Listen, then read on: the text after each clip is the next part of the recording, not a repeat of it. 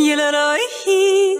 Попробуйте шоколадный батончик «Сласти природы». Я сама этот батончик не пробовала, ведь он состоит из фторида натрия, цикламата, мальтодекстрина, пирогидроксибензойной кислоты и идентичной натуральной добавки клубничка. Здесь так и написано, мелким шрифтом, на казахском.